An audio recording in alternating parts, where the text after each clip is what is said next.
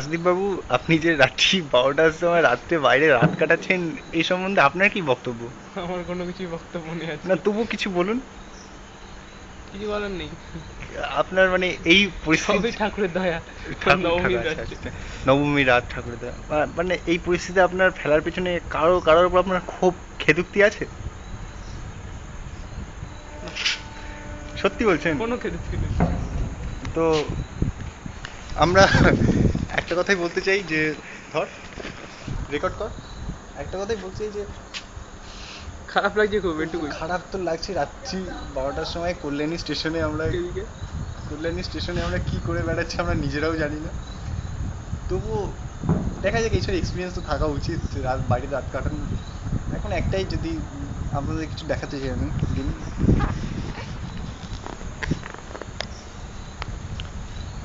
ওই যে দূরে দেখতে পাচ্ছেন, ভিখারি ফিখারিগুলো শুয়ে আছে, ওদের সাথে না রাত কাটতে হয়। এই নিচে হ্যাঁ, বলুন, কি বলছেন? আশা আছে বাড়িতে পৌঁছাবো, কিন্তু যতক্ষণ না পৌঁছাচ্ছি ততক্ষণ পর্যন্ত কোনো বিশ্বাস নেই। আমারও দেখা যাক। আমারও সেরকমই মনে হচ্ছে যে বলা যায় না যে কি হয় আর কি। যাই হোক, আচ্ছা ঠিক আছে, আপনাদের যতক্ষণ পর্যন্ত ট্রেনে কল্যাণী স্টেশনটাকে দেখিয়ে দেওয়া যাক, ভালো যতক্ষণ ফাঁকা পর্যন্ত একদম।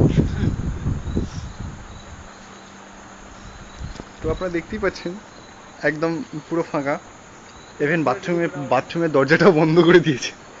আমি আবডালিকে সেরে এসেছি। ওই যে দিকে দিকে পথের কুকুরটা শুয়ে আছে। এদিকে এদিকে এদিকে যতক্ষণ পর্যন্ত ট্রেনের পা না দিতে পারছি, যতক্ষণ ঠিক কোনো শেষ আসে নেই, করতে পারছি হ্যাঁ না হ্যাঁ। যেতে আমার পারবো কিনা। আমারও বক্তব্যটা ঠিক একই রকম। তো আশা করা যায় একটা ট্রেন ঢুকছে।